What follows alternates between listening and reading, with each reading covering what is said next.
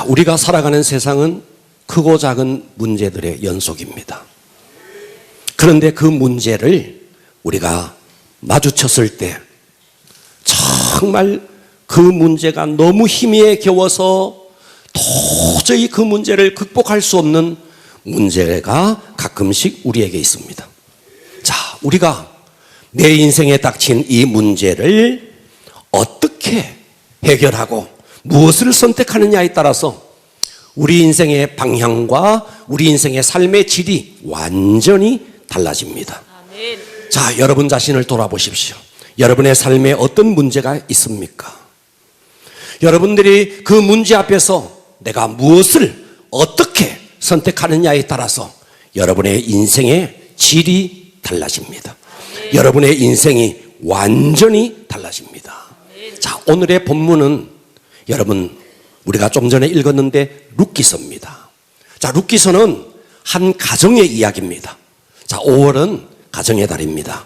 그래서 이 5월 가정의 달에 한 가정을 한번 추적해 보고자 합니다. 자, 룻기서는 작자 미상입니다. 어떤 사람은 이 룻기서를 사무엘이 사사기를 쓰고 사무엘이 사무엘 상하를 썼기 때문에 아마도 룻기서를 사무엘이 썼을 것이다. 유대인의 탈무드에서는 그렇게 이야기하지만 분명하지 않습니다. 자, 기록 연대도 정확하지 않습니다. 자, 이 룻기서에 보면 다윗의 이야기가 나오지만 솔로몬의 이야기가 나오지 않습니다. 그래서 추측합니다. 아마도 다윗 시대에 이 룻기서가 기록됐을 것이다. 자, 이 룻기서를 읽어보면 정말 목가적인 분위기에서 어떤 한 편의 단편 소설을 읽는 그런 느낌이에요. 보리를 추수하고 밀을 추수합니다. 그래서 보리 추수와 밀 추수와 관련된 77절이 되면 유대인들은 지금 또 회당에 모여서 이 룻기서를 읽습니다.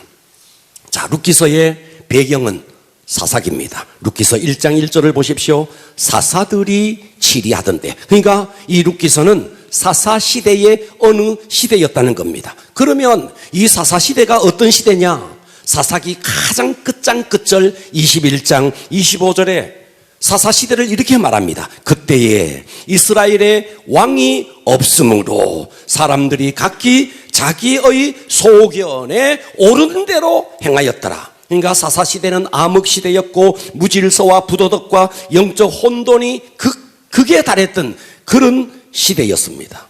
자, 그런데 우리가 이 오늘의 본문 이 룻기서를 쭉 읽어보면 이 룻기에는 단 한 명도 악인이 등장하지 않습니다. 단 한 명도 악인이 없어요. 그 부도덕한 시대에 하나님을 배신하고 하나님을 떠나서 자기의 소견에 옳은 대로 행했던 그 시대에 이 룻기서에는 단 한 명의 악인이 등장하지 않습니다.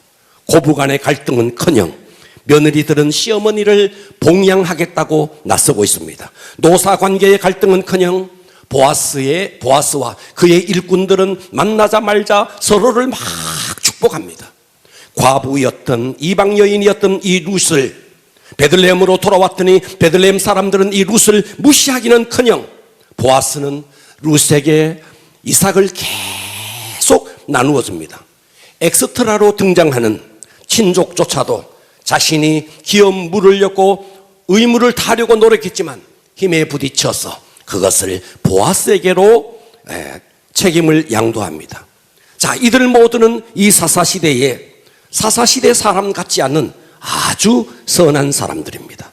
죄악된 세상에 이런 보석 같은 사람들이 한 가정에서 어떤 일이 일어나는데, 자, 오늘 저와 여러분이 이 룻기서를 추적하면서 오늘 우리 가정에 주시는 메시지를 받을 수 있기를 축복합니다. 아멘. 자, 룻기서의 내용이 어떠냐 하면 룻기서는 자, 유대 땅에 베들레헴이라는 땅이 있습니다. 자, 그 베들레헴에 나오미라는 사람이 살고 있었습니다. 그런데 이 나오미의 가정에 그 베들레헴에 흉년이 들자 하나님과 의논하지도 않고 모압 땅으로 이주를 합니다. 자, 그들이 살던 땅은 베들레헴이라 그랬습니다. 자, 베들레헴은 떡집이라는 뜻입니다. 양식이 풍부하고 기름진 곳이라서 사람들이 베들레헴이다 이렇게 이름을 붙였습니다. 그런데 이 베들레헴에 어느 날 갑자기 먹구름이 닥치기 시작합니다. 농사를 짓는데 농사가 되지 않습니다. 어둠이 찾아왔습니다.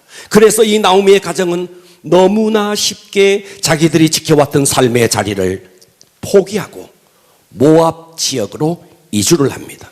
자, 모압이 어떤 곳입니까? 모압은 이스라엘 백성들에게는 원수의 땅입니다. 철저하게 하나님을 거절하고 우상을 숭배하는 종족들이 사는 땅이 모압 땅입니다. 그런데 나오미의 가정이 모압으로 이주를 갔는데 이주를 결심한 이유는 다른 게 아니었어요. 경제적인 이유였어요. 하나님을 잘 섬기기 위해서가 아니었어요. 어떻게 하면 잘 먹고 잘 사느냐, 이 문제 때문에 모압 땅으로 이사를 갔습니다. 그런데 가자마자 나오미의 남편이었던 엘리멜렉이 죽어버립니다.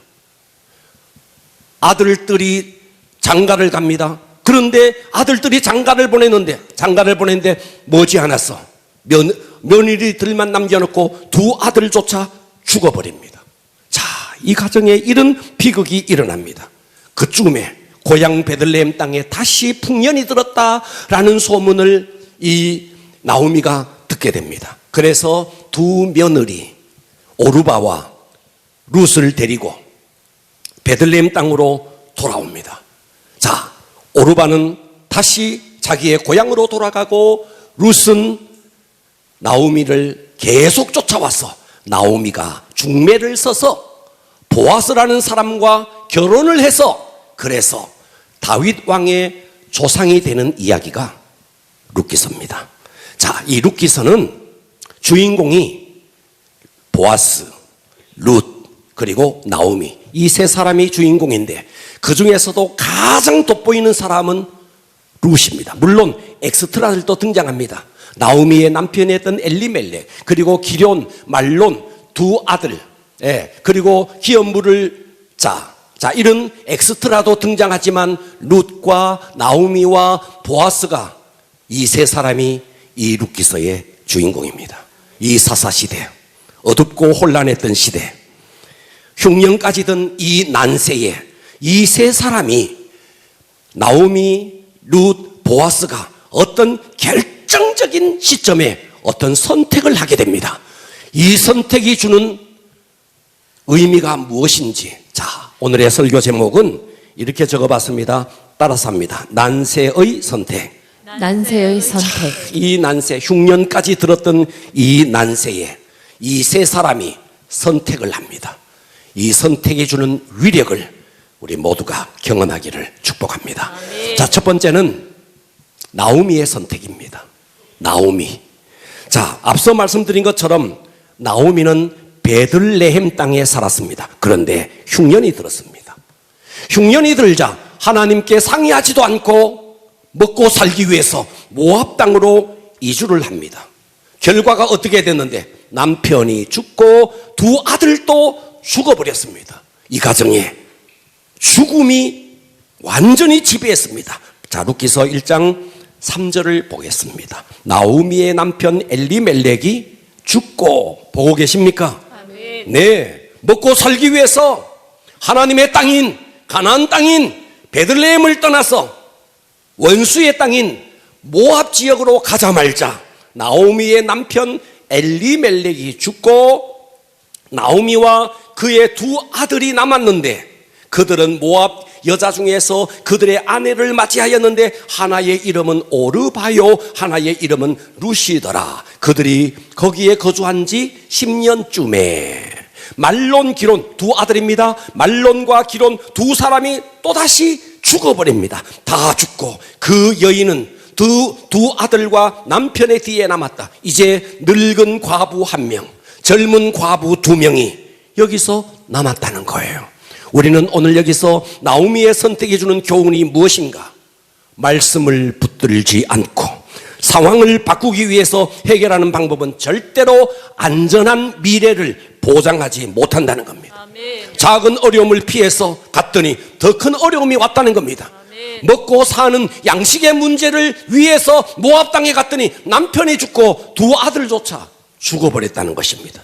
그러므로 여러분의 삶에 고난이 찾아왔을 때 우리는 어떻게 해야 되느냐? 그 고난을 피하면 안 됩니다. 그 고난을 마주해야 됩니다. 나를 아프게 하는 삶의 정황을 똑바로 바라보시고 하나님의 말씀 앞으로 나와야 합니다. 하나님은 그의 백성들을 절대로 망하게 하지 않습니다. 그러니까 여러분의 삶에 어려움이 왔을 때 피하는 것은 절대로 방법이 아니라는 거예요. 도피하지 마시고 어디로 나와야 되는데 말씀 앞으로 나와야 된다는 거예요. 내 인생의 문제를 가지고 하나님 앞에 나와야 된다는 거예요. 자, 여러분, 그러면 이 사사시대에 왜 나오미의 가정에 이런 어려움을 주셨을까? 자, 다시 한번 룻기서 1장 1절로 가봅니다. 사사들이 치리하던 때에, 자, 그 땅에, 자, 여기서 그 땅이 어디냐면 베들레헴이에요. 하나님이 약속한 땅, 베들레헴입니다. 그 베들레헴에 흉년이 드니라.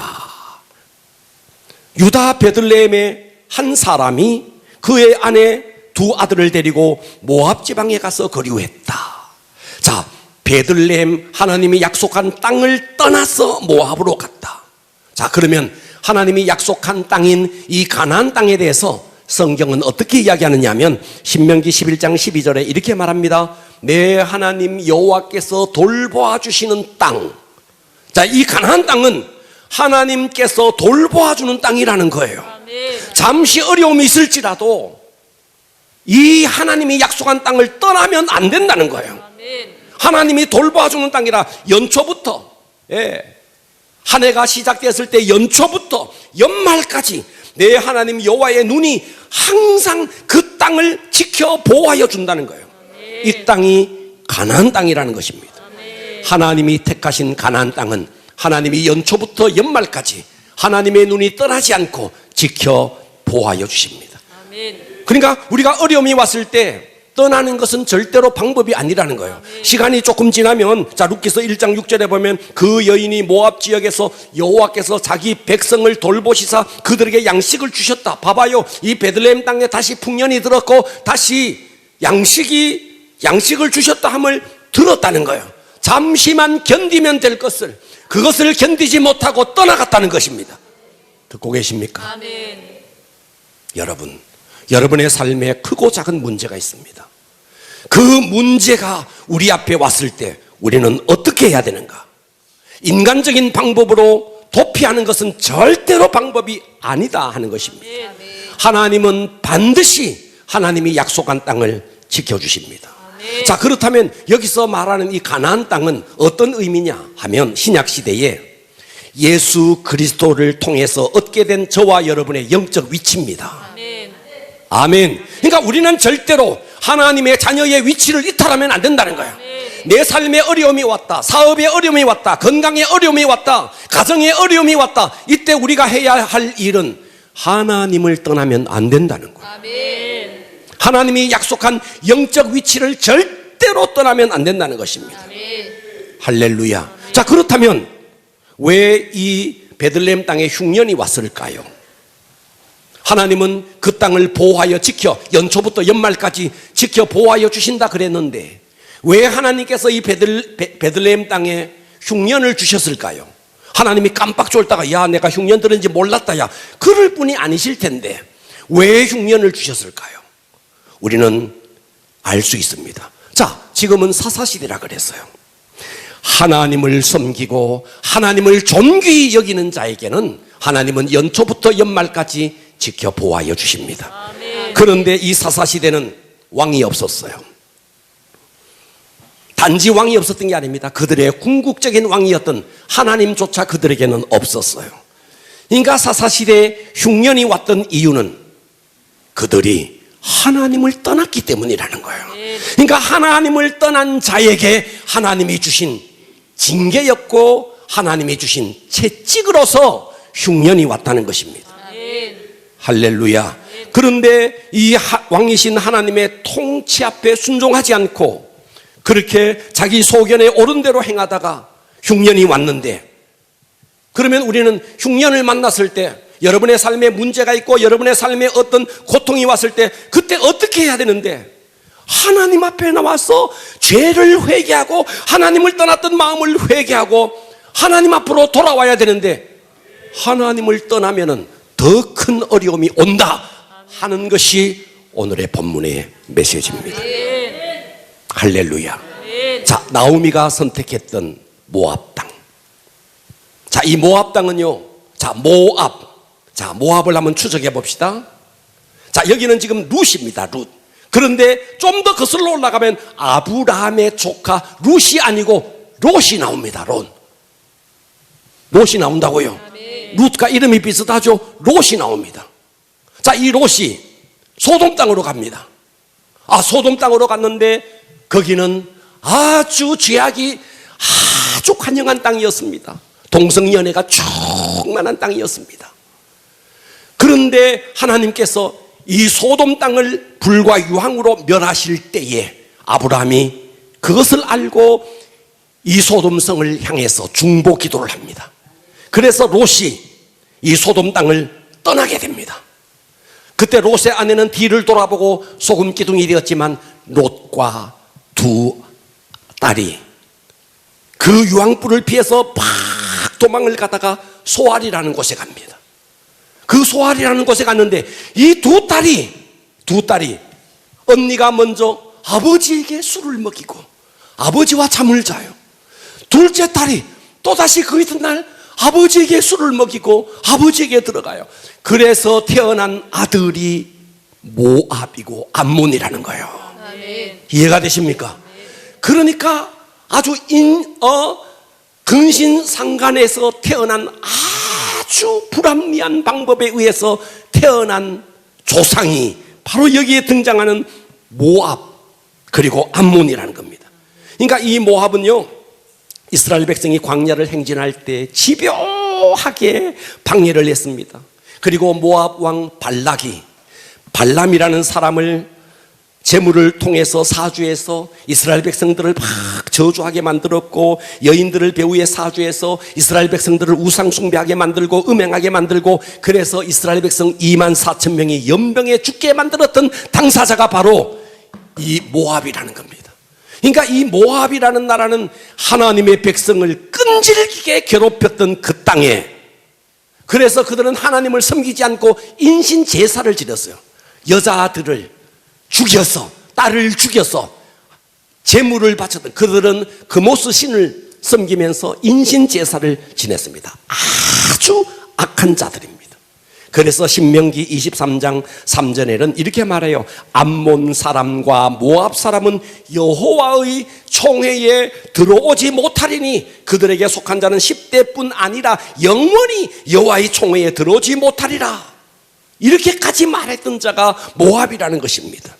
그런데 흉년이 오자 하나님 앞에서 그것을 정면으로 회개하고 하나님 앞으로 돌아오는 것이 아니라 그들은 원수의 땅인 모압 지역으로 갔으니 작은 어려움을 피해서 도망을 갔다가 더 큰 어려움을 맞이하게 된 것이 바로 나오미의 선택이었다는 것입니다. 아멘. 할렐루야. 아멘. 먹고 살기 위해서 하나님을 떠난다.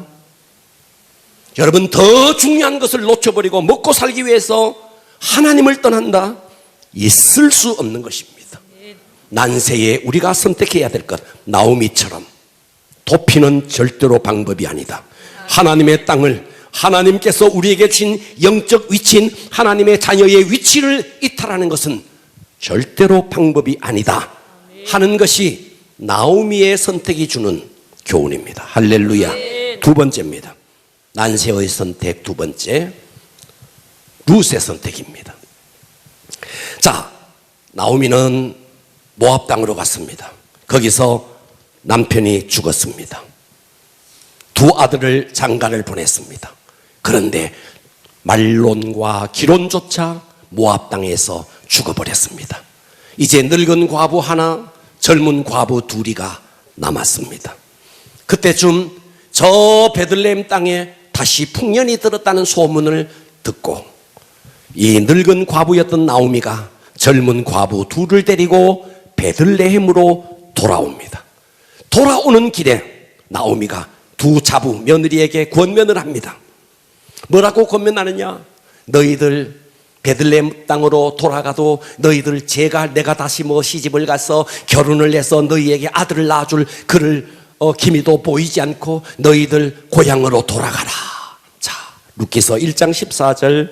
그렇게 어머니가 말했더니 14절에 보니까 그들이 오르바와 룻 둘을 말하죠. 소리 높여 다시 울더니. 오르바 맏며느리입니다. 맏며느리는 그의 시어머니에게 입맞추었다. 굿바이 작별 인사를 했다. 그런데 룻은 그를 붙쫓았다. 전인적으로 어머니를 붙잡았다 이 말이에요. 그래서 이 룻에게 나오미가 다시 권면합니다. 15절. 나오미가 또 이르되 네 동서 오르바는 그의 백성과 그의 신들에게로 돌아가나니 너도 너의 동서를 따라 돌아가라. 다시 모압으로 돌아가라. 이때 룻이 뭐라고 말하느냐? 16절 오늘 본문이죠. 룻이 이르되 내게 어머니를 떠나며 어머니를 따르지 말고 돌아가라 강권하지 마옵소서. 어머니께서 가시는 곳에 나도 가고 어머니께서 머무시는 곳에 나도 머물겠나이다. 어머니의 백성이 나의 백성이 되고 어머니의 하나님이 나의 하나님이 되시리니. 그러니까 이 룻은 단지 시어머니 나오미를 선택한 것이 아니라 시어머니가 섬기는 하나님을 선택했던 것입니다. 아멘. 17절 어머니께서 죽으시는 곳에서 나도 죽어 거기 묻힐 것이라. 만일 내가 죽는 일 외에 어머니를 떠나면 여호와께서 내게 벌을 내리시고 더 내리시기를 원하나이다 하는지라. 나오미가 룻이 자기와 함께 가기로 굳게 결심함을 보고 그에게 말하는 것을 그쳤다. 할렐루야. 룻은 나오미를 쫓아가면 재가 할 기회가 없어요. 다시 결혼할 기회가 없어요. 더군다나 이방 여인으로서 베들레헴 땅에 가면 괄시받고 천대받을 것이 불보듯이 뻔합니다. 그런데 이 룻이 선택한 것은 실용을 선택하지 않았다는 겁니다. 할렐루야. 자기의 우리를 창조한 창조주 하나님, 그 시어머니 나오미가 섬기는 그 하나님을 선택한 것입니다. 할렐루야. 룻은 과부예요. 어머니도 과부예요. 룻에게는 이방 땅이에요. 자기 고향이 아니에요. 베들레헴 땅은 낯선 타국일 뿐입니다. 아무런 희망이 보이지 않습니다. 그런데 룻은 무엇을 선택했느냐? 자기의 이익을 따라서 선택한 것이 아니었다는 것입니다.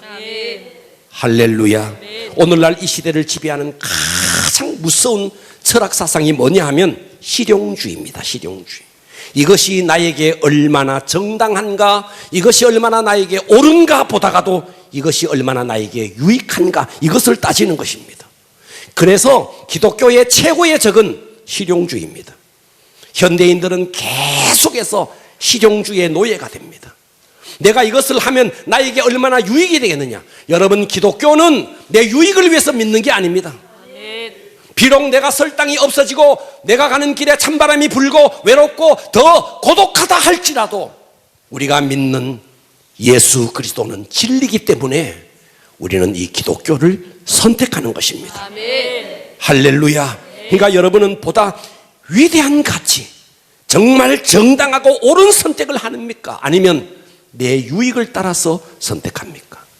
룻은 젊디 젊은 나이에 남편을 잃어버리고 같은 처지에 있었던 오르바는 다시 자기 고향으로 돌아갔지만 룻은 늙은 시모를 봉양해야 되는 그 참담한 일들이 앞에 있는 최악의 조건을 갖고 있었지만 이 룻은 이것을 자원해서 선택한 사람이라는 것입니다. 할렐루야. 자, 이 룻의 모습은 하나님 없이 살아가던 과거의 우리의 모습을 그대로 대변해 줍니다. 에베소 2장 11절은 이렇게 말합니다. 우리가 그런 자였어요. 그러므로 생각하라. 너희는 그때 육체로는 이방인이, 우리가 그랬어요. 과거에는 이방인이요 손으로는 육체에 행한 할례를 받은 무리라 칭하는 자들로부터 할례를 받지 않은 무리라 칭함을 받은 자. 그렇죠. 우리는 할례 받지도 못한 자였죠. 그때 너희는 그리스도 밖에 있었고 이스라엘 나라 밖에 사람이라. 약속의 언약들에 대해서는 저와 여러분은 다 외인이었습니다. 세상에서 소망이 없고 하나님도 없던 자였다는 겁니다. 그런 우리에게 하나님께서 독생자 예수 그리스도를 보내주셔서 하나님의 자녀가 된 것입니다. 아멘. 자, 이 룻은 이제 베들레헴으로 돌아와서 땅이 있나요? 이미 나오미가 땅을 다 팔아서 모압으로 갔습니다. 베들레헴으로 와도 땅 한 평이 없습니다. 그래서 남의 땅에 가서 이삭을 주어서 시어머니를 봉양해야 되는 그런 여인이 되었습니다. 자, 그래서 이 룻은 들에 나가서 들판에 곡식을 지금 추수를 하고 있는 거기에서 혹시나 떨어뜨린 이삭이 있나 이삭을 주는 여인이 되었습니다. 2장 3절 보십시오. 룻이 가서 베는 자, 밀을 베고 보리를 베는 자들을 따라 밭에서 이삭을 줍는데, 자, 여기에 재미있는 표현을 쓰고 있습니다. 이 룻기의 저자가 누군지는 모르겠지만 우연이라는 말을 쓰고 있습니다. 자, 이 룻의 발걸음이 많은 밭이 있는데 우연히 누구 밭으로 가느냐? 우연히 엘리멜렉 시아버지였죠. 엘리멜렉의 친족 보아스에게 속한 밭에 이르렀더라. 여러분, 사람에게는 우연이 있지만 하나님께는 우연이 없습니다. 하나님께서 이 룻의 발걸음을 보아스의 밭으로 인도한 것입니다. 아멘. 하나님 안에서는 절대로 우연이 없습니다. 여러분이 지금 이 자리에 왔어요. 아마도 우리 성도들 가운데 우리 교회에 어떻게 왔느냐 그러니까 지나가다가 보니까 교회 간판이 있어서 왔대요. 어떤 사람 보니까 누구를 따라서 교회에 왔대요.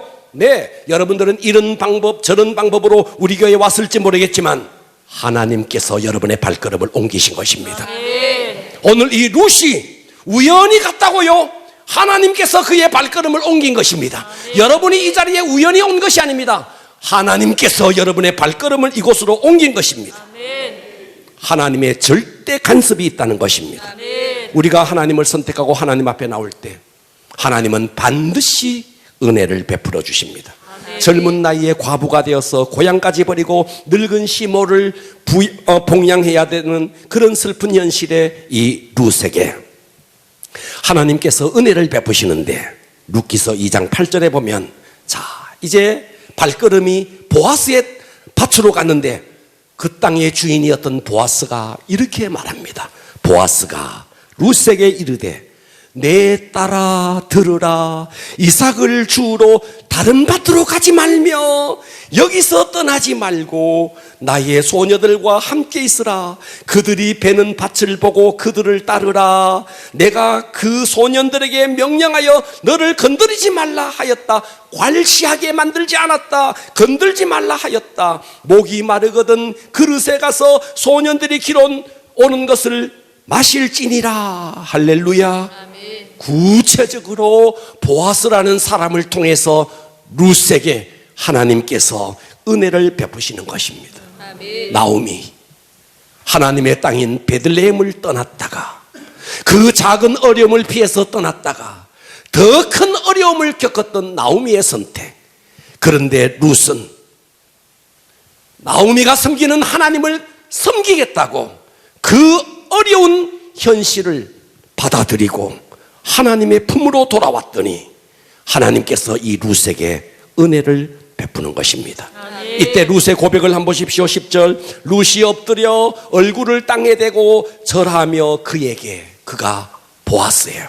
보아스에게 이르되 나는 이방 여인이거늘 당신이 어찌하여 내게 은혜를 베푸시며 나를 돌보시나이까 하니, 보아스가 그에게 대답하여 이르되, 자, 이 부분을 잘 보십시오.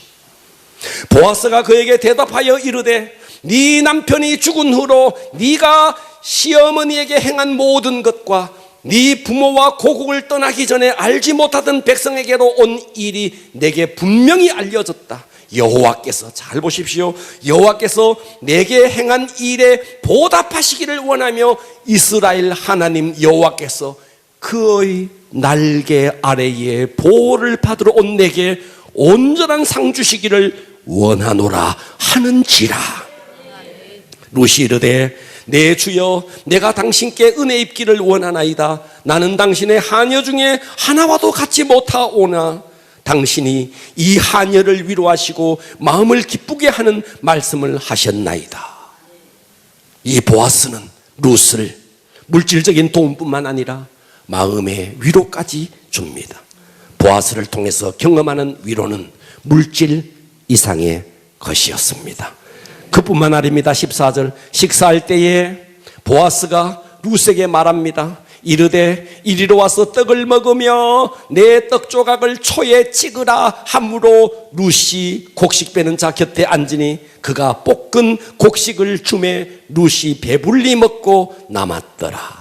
룻이 이삭을 주우러 일어날 때 보아스가 자기 소년들에게 명령하여 이르되 그에게 곡식 단 사이에 죽게 하고 책망하지 말며 또 그를 위하여 곡식 다발에서 그냥 이삭만 줍는 것이 아니다. 곡식 다발에서 조금씩 뽑아서 일부러 거기다가 뿌려 놓아라. 그에게 죽게 하고 꾸짖지 말게 하라. 여러분, 만족히 먹고 룻은 보아스를 통해서 풍성하게 곡식을 줄 수 있도록 하나님께서 보아스를 통해서 룻에게 모든 것을 배려하고 있다는 것입니다. 아멘. 난세에 나오미처럼 문제가 있을 때 피하는 것은 하나님께서 주신 영적인 위치를 포기하고 세상을 향해 나가는 것은 방법이 아니다는 겁니다. 아멘. 아멘. 어려울지라도 하나님을 선택하셔야 됩니다. 하나님은 그에게 반드시 오늘 보아스를 통해서 룻에게 베풀어 주었던 그 은혜를 여러분에게 주실 것입니다. 아멘. 할렐루야. 아멘. 난세의 선택, 세 번째, 보아스의 선택입니다. 자, 보아스는 어떤 사람이냐 하면 망가진 룻의 인생을 회복시켜주는 실력자로, 유력자로 오늘 본문에 등장합니다. 그래서 보아스는 누구의 예표냐 하면 보아스는 예수 그리스도에 대한 예표입니다. 나오미는 누구의 예표냐 하면 이 룻을 보아스와 중매를 써요. 시어머니가 며느리를 보아스와 이렇게 중매를 선다고요. 그렇게 했던 성령님을 예표하는 것이 바로 나오미입니다. 할렐루야. 자, 3장 1절이제 이 나오미가 여러분, 나는 이런 사람 봤어요. 며느리가 있는데 시어머니가 자기 아들이 죽어버렸어요. 자기 아들이 죽었어요. 그러니까 이 며느리가 과부가 된 거예요. 이 과부인 며느리가 딴짓할까봐요, 아주 시어머니가요, 아주 눈을 시퍼렇게 뜨고 이렇게 쫓아다니는 시어머니를 봤어요. 그런데 여기에 시어머니 나오미는 어떻게 하는지 아십니까? 자기 며느리 룻을요, 중매를 선다고요. 보고 계십니까? 아멘. 이런 멋진 시어머니가 돼야지. 멋진 시어머니가 돼야지. 자기 며느리 어떤 남자 만날까봐 눈 시퍼렇게 뜨고. 그래서 되겠네. 이 나오미 한번 보라고요. 자, 3장 1절 보십시오. 룻의 시어머니 나오미가 그에게, 보고 계시죠? 룻의 시어머니 나오미가 룻에게 이르되, 내 딸아, 내가 너를 위하여 안식할 가정을 말합니다. 안식할 가정을 구하여 너를 복되게 하여야 하지 않겠느냐? 어느 날 이 룻이 말이죠, 들판에 나가서 이삭을 주었어요. 땀이 범벅이 되어서 들어왔어요. 온몸에 땀이 범벅이 됐습니다. 그 룻에게 나오미가 말합니다. 얘야, 빨리 목욕을 하고 빨리 정갈한 옷을 갈아입고 다시 들판으로 나가서 보아스에게로 가거라. 자, 3절을 보십시오. 그런즉 너는 목욕을 하고 기름을 바르고 의복을 입고 타작마당에 내려가서 그 사람이 누구냐면 보아스예요. 그 사람이 먹고 마시기를 다 하기까지 그에게 보이지 않고 숨어 있다가 그가 누울 때, 잠자리에 들 때에 너는 그가 눕는 것을 알았다가 거기 들어가라는 거예요. 그의 발치 이불을 들고 거기에 누우라는 거예요. 그가 내 할 일을 내게 알게 하리라 하니. 보고 계십니까? 아멘. 자, 이 말에 앞으로 보세요. 이 말에 룻이 순종을 합니다. 자, 3장 6절 보겠습니다. 그가 타작마당으로 룻이 타작마당으로 내려갑니다. 시어머니의 명령대로 다 합니다. 보고 계시죠? 보아스가 먹고 마시고 마음이 즐거워 가서 곡식단 더미의 끝에 눕는지라. 여기 들판에 거기서 잠을 잡니다. 곡식단 더미의 끝에 눕는지라. 룻이 가만히 가서 그의 발치 이불을 들고 거기 누웠더라. 밤중에 그가 보아스가 놀랐어요. 저기 발치에 누가 있는 거예요. 그래서 놀라 몸을 돌이켜 본즉 한 여인이 자기 발치에 누워 있는지라. 이르되 네가 누구냐 하니 대답하되 나는 당신의 여정 룻이오니 당신의, 자, 여기 참 재밌는 표현이 있어요. 당신의 옷자락을 펴 당신의 여정을 덮으소서. 이 표현은 당시 문화권 속에서 여자가 남자에게 청혼을 하는 표현입니다. 이해되시죠? 야, 여러분 영화 하나 보는 것 같죠? 아닙니까? 소설 같잖아요. 자, 당신의 여정을 덮으소서 청혼을 하는 거예요. 자, 계속 봅니다. 이는 당신이 기업을 물을 자가 됨이라. 자, 여기서 기업을 묻는다는 말은 친척이어야 됩니다. 그리고 기업을 묻는다는 말은 값비싼 대가를 지불해야 돼요.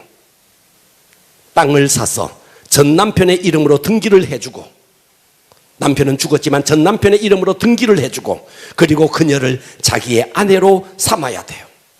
이게 기업 물을 자예요. 그러니까 기업 물을 자는 돈이 없으면 못해요. 땅을 사서 전 남편의 이름으로 등기를 해주고, 그리고 그녀를 내 아내로 삼아야 돼요. 당신은 나에게 기업 물을 자가 됨이니라. 그러니까 기업 물을 자는 가까운 친족이어야 되고, 값을 지불할 수 있는 물질적인 능력이 있어야 하고, 또 스스로가 자원해야 합니다. 그러니까 나오미가 볼 때는 그런 사람이 보아스밖에 없는 거예요. 그래서 이 보아스와 룻을 중매를 서고 있는 것입니다. 할렐루야. 아멘. 자, 우린 여기서 보아스가 누군가? 자, 마태복음 1장 5절에는 보아스에 대해서 이렇게 설명해요. 살모는 라합에게서 보아스를 낳고. 여러분 보고 계시죠? 살몬이 누구냐면요, 살몬이 여리고 성의 두 정탐꾼 가운데 한 사람이었어요. 그런데 이 여리고의 기생이었던, 창녀였던, 몸을 파는 매춘부였던 라합이 살몬이라는 이런 정탐꾼을 숨겨줬습니다. 이해되시죠? 그 살몬이 지금 이 라합을 통해서 낳는 아들이 보아스라는 거예요. 여러분 여기까지 이해가 되세요? 네. 그러니까 이 보아스는요, 혼혈아입니다. 혼혈아. 여러분 우리나라도 혼혈아가 있잖아요. 인순이, 또 박일준이 알란가 모르겠어요. 또 윤수일이, 이런 사람들이 다 혼혈아잖아요. 그런데 이 보아스가 어떤 사람이냐면 혼혈아라고요. 이해가 되시죠? 네. 그러니까 유대인들은요, 이런 혼혈아를 매우 혐오스럽게 생각합니다. 보아스는 태어났는데 생긴 게 유대인과 달라. 혼혈아야. 자, 그런 이 보아스. 자, 룻기서 4장 12절에 보면요, 여호와께서 이 젊은 여자로 말미암아 내게 상속자를 주사 내 집이 다말이 유다에게 낳아준 베레스. 지금 동네 사람들이 룻과 보아스를 축복하면서 이런 이야기를 해요. 다말이 유다에게서 낳아준 베레스. 자, 여기서 또 조금 설명을 하고 넘어갑니다. 자, 다말과 질문. 다말과 유다는 어떤 관계? 다말과 유다는 창세기 38장에 보면 시아버지 유다, 그의 며느리 다말, 그런데 아들이 죽고 그래서 이 다말이 시아버지에게로 들어가서 낳았던 아들이 베레스라고요. 그러니까 이 베레스와 세라를 낳았는데, 이 베레스라는 사람은 동네 사람들이 다 흉을 보는 아들이에요. 그런데 이스라엘 백성에게는 이 베레스가요, 모든 사람들이 베레스와 같은 가문이 되기를 원한다 할 만큼 이 베레스는 축복의 가문이 되었다는 겁니다. 오늘 본문이 지금 그 이야기를 하고 있는 겁니다. 시아버지와 며느리 사이에 태어난 아들, 멸시의 대상이었던, 그런데 어찌된 일인지 베레스의 집안같이 축복의 대명사가 되고 있습니다. 자, 룻기서는요, 마지막이 베레스의 족보, 끝에 가면 다윗이 나오는데 베레스의 족보로서 이 룻기서가 끝이 납니다. 자, 한번 볼게요. 룻기서 4장 18절 봐봐요. 베레스, 자, 그 베레스입니다. 베레스, 이 베레스가 누군데? 유다가 며느리 다말을 통해서 낳았던 아들이라고요. 자, 베레스의 계보는 이러하니라. 베레스는 헤스론을 낳고, 헤스론은 나함을 낳고, 나함은 아미나답을 낳고, 암미나답은 나손, 자, 여기서 나손이라는 이름을 좀 기억하십시오. 나손을 낳고, 나손은 살몬을 낳고, 살몬은 보아스를 낳고, 보아스는 오벳을 낳고, 오벳은 이세를 낳고, 이세는 누구를 낳았어요? 다윗을 낳았다는 거예요. 여기서 중요한 이름은 나손과 다윗입니다. 자, 이 나손이라는 이름 뜻은 섬김이라는 뜻인데, 나손이 어떤 사람이냐면요, 모세가 성막을 지을 때, 과거입니다. 한참 과거로 돌아갑니다. 과거에 모세가 광야에서 성막을 지을 때 제일 먼저 헌금을 드렸던 사람이 나손이에요. 자, 성경 한번 볼게요. 민수기 7장 12절에 보면 첫째 날에 헌물을 드린 자는 유다 지파 암미나답의 아들 나손. 보고 계시죠? 아멘. 자, 이스라엘 백성이 홍해를, 자, 뒤에는 지금 애굽 군대가 쫓아오고 앞에는 푸른 홍해가 있습니다.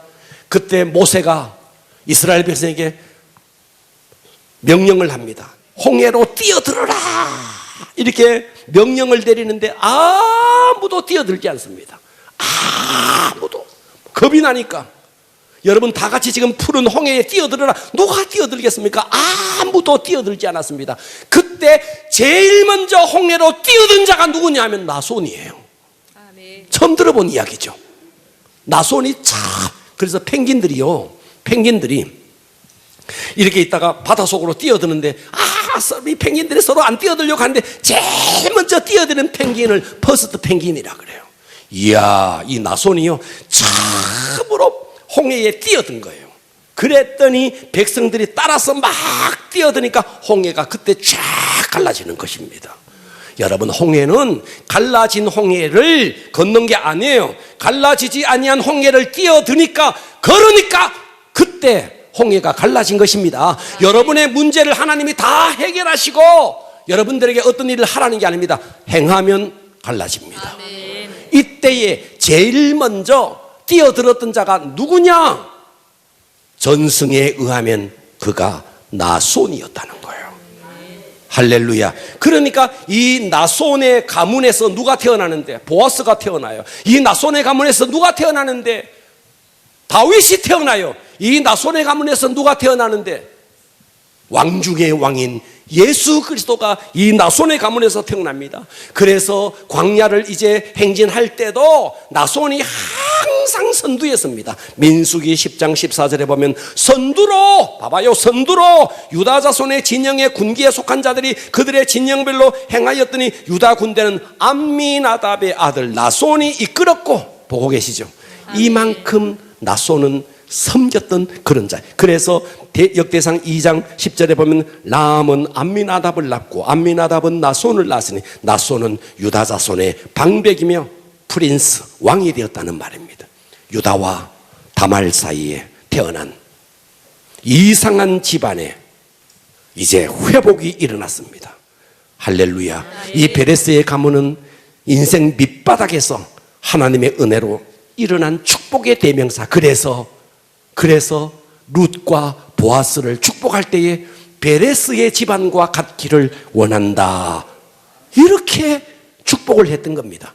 그래서 솔로몬이 나중에 성전을 지어요. 성전을 지을 때 두 기둥을 만드는데 하나의 기둥은 야긴, 하나의 기둥은 보아스라고 이름을 지을 만큼 이런 이름이 보아스라고요. 아멘. 자, 역대하 3장 17절에 그 두 기둥을 성전 앞에 세웠으니 왼쪽에 하나 오른쪽에 하나라. 오른쪽 것은 야긴이라 부르고 왼쪽 것은 보아스라 불렀더라. 할렐루야. 아멘. 이게 보아스라는 거예요.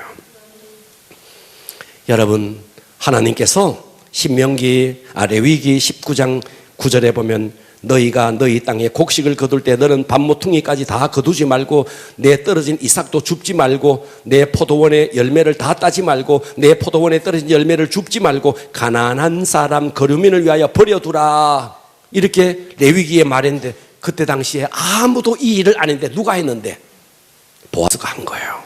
저 이방 땅에서 온 룻을 위해서 일부러 곡식단을 흐트러서 주면서 이렇게 말씀에 순종했던 사람이 보아스라는 것입니다. 아멘. 그리고 보아스는 태생적인 한계, 어머니가 창녀였어.